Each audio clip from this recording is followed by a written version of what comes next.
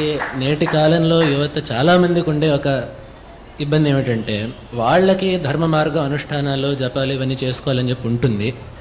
వాళ్ళ తల్లి దానికి అనుకూలంగానే అది కూడా చేసుకోవాలి వాడు అని చెప్పి ఉంటుంది. వాళ్ళ నాన్నగారికి దీని మీద పెద్ద ఆస్థ లేకపోవడం వల్ల ఆయన దాన్ని వ్యతిరేకిస్తుంటారు. లేదా విపరీతంగా వాళ్ళ నాన్నగారికి దీని మీద పెద్ద బాగా మంచి అభిప్రాయం ఉంటుంది, వాళ్ళ అమ్మగారికి దీని మీద ఉదాసీన భావం కాకపోగా వ్యతిరేక భావన ఉండడం వల్ల ఈ పిల్లవాడి అనుష్ఠానం కాస్త లేదా పిల్లవాడి యొక్క మార్గం కాస్త తల్లిదండ్రుల యొక్క ఘర్షణగా మారుతుంది. అట్లాంటప్పుడు వీళ్ళకి ముందుకెళ్ళాలా వద్దా, లేదా తల్లిదండ్రులు సంతోషపెట్టాలా, ఏం చేయాలనేది తెలియకుండా ఉంటుంది. కాబట్టి ఒకవేళ తల్లిదండ్రుల మధ్యలో అనుష్ఠానం విషయంలో అంటే మీరు చెప్తున్నది ఎలా ఉంటే ప్రహ్లాదుడి స్థితి, అంతేగా? మీరు చెప్తున్న వెంటనే ప్రహ్లాదుడే నాకు గుర్తొస్తున్నాడు. ప్రహ్లాదుడి స్థితి అని చెప్పినట్టు అయింది, అంతేగా? ఒకవేళ ప్రహ్లాదుడి తల్లి విష్ణు భక్తురాలు అయ్యి ఉంటే అప్పుడు ప్రహ్లాదుడి స్థితి అంటే ప్రహ్లాదుడి ఆవిడ విష్ణు భక్తురాలో కాదు, కానీ ప్రహ్లాదుడిని ఇబ్బంది అయితే పెట్టలేదుగా. ఆవిడేం ప్రహ్లాదుడు చేసిన దాన్ని విరోధించలేదుగా. అది అయితే అలాంటి చోట ఏమవుతుంది అంటే అటువంటి సందర్భం ఉన్నప్పుడు యథాశక్తి వాళ్ళకు ఉన్నటువంటి శక్తికి తగినట్టు ఎంత అవకాశం ఉందో, ఎంత శక్తి ఉందో దానికి తగినట్టుగా వాళ్ళు చేసుకోవాలి. అంటే వాళ్ళు తల్లిదండ్రుల్ని నేరుగా ధిక్కరించలేరు, అందుకోసమే. అలాగని ఇప్పుడు తల్లిదండ్రులు ధిక్కరించడం అనేటటువంటిది కూడా అది కూడా తప్పు, అది కూడా చేయడానికి సాధ్యం కాదు. కాబట్టి అటువంటి పరిస్థితిలో ఒకటా ఆ తల్లిదండ్రులకి, తల్లో అథవా తండ్రో ఎవరో ఒకళ్ళు, తల్లిదండ్రులు అంటే ఇద్దరిలో ఎవరో ఒకళ్ళు, వాళ్ళకి ఆ బుద్ధి అనేది రావాలి, ఆ ప్రేరణ అనేది రావాలి.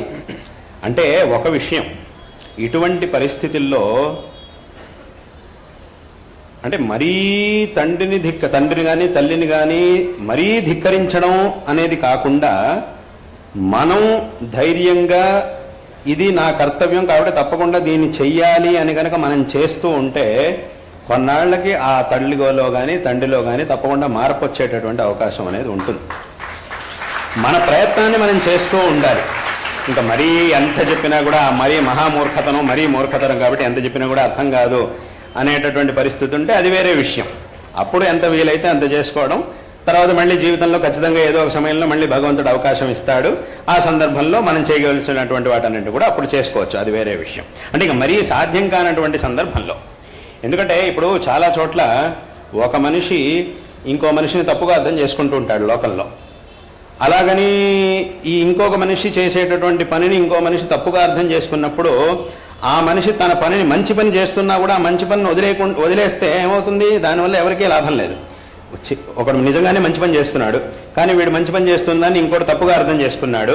అప్పుడు ఏమైంది అనంటే ఈ మంచి పని చేసేవాడు అప్పుడు కూడా ఏం చేయాలి అంటే తాను చేసేటటువంటిది మంచి పనే కాబట్టి తప్పకుండా దాన్ని చేస్తూనే ఉండాలి, దాన్ని ఆపడానికి వీల్లేదు, తప్పకుండా చెయ్యాలి. అలా ఒకవేళ వీడు నన్ను తప్పుగా అర్థం చేసుకుంటున్నాడు కాబట్టి ఈ పనినే నేను మానేస్తాను అని అంటే దానివల్ల ఏమైంది? వాడికి లాభం లేదు, వీడికి నష్టం. కాబట్టి ఈ చేస్తున్నటువంటి పనిని అలాగే చెయ్యాలి. చేస్తూ ఉంటే కొంతకాలం అయిన తర్వాత ఎవడైతే తప్పుగా అర్థం చేసుకున్నాడో వాడికి ఆ బుద్ధి తప్పకుండా రానే వస్తుంది. వాడు దీనిలో ఉన్న మంచితనాన్ని గ్రహించేటటువంటి ఒక అవకాశం తప్పకుండా ఏర్పడుతుంది. అయినా కూడా వాడికి ఆ బుద్ధే రాలేదు, మరీ మూర్ఖంగా ప్రవర్తించాడు, ఎంత చెప్పినా కూడా అసలు వాడిని మార్చలేము అనేటటువంటి పరిస్థితి వచ్చి వీడికి ఇవాళ రోజున చేయడం అనేది సాధ్యం కాకపోయినా కూడా, అది ఇందాక చెప్పినట్టుగా ఒకవేళ ఇప్పుడు అసలు సాధ్యం కాలేదు అని అంటే గనక ఏమి బాధపడాల్సినటువంటి అవసరం లేదు.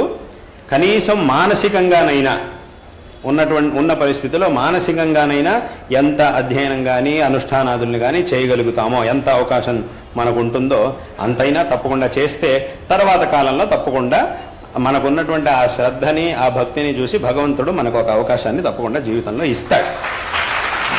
కాబట్టి ఏతావత దీని తాత్పర్యం ఏమిటి, ఇప్పుడు చెప్పాల్సిన విషయం ఏమిటంటే ఇటువంటి ప్రతికూల పరిస్థితుల్లో కూడా మనం ఎంత చేయగలుగుతామో అంత తప్పకుండా చేయాల్సిందే. మనం చేసేది మంచి పని అయితే తప్పకుండా దాన్ని వదలకూడదు, తప్పకుండా మనం ఎంత చేయగలుగుతామో అంత చేయాల్సిందే. ఇలా చేయడం ద్వారా ఇప్పుడు చెప్పినట్టుగా 2 రకాల ఫలితాలు మనకి లభిస్తాయి. ఒకటి, ఎవరైతే దీన్ని తప్పుగా అర్థం చేసుకుని మనల్ని చేయనివ్వకుండా మనకి ప్రతికూలంగా ఉన్నారో వాళ్ళలో మార్పు రావడానికి సాధ్యత ఉంది, కాబట్టి ఆ మార్పు అనేది వాళ్ళలో వస్తుంది. ఒకవేళ మార్పు రానటువంటి పరిస్థితి ఉన్నా, ఒకవేళ మార్పు రాదు అనేటటువంటి పరిస్థితిలో ఉంటే గనక ఇవాళ రోజున మనం కొంతవరకైనా కొంతవరకైనా ఎంత వీలైతే అంత అనుష్ఠానం చేస్తూ ఉంటే ఇదే తర్వాత మనకి ఒక పెద్ద అవకాశం లభించేట్టుగా ఇదే మనకి చేస్తుంది. మళ్ళీ మన జీవితంలో మనం అనుకున్నట్టుగా ధర్మాచరణ చేయడానికి మనకు ఒక అవకాశం తప్పకుండా లభిస్తుంది. అందులో ఏమాత్రం సందేహం లేదు.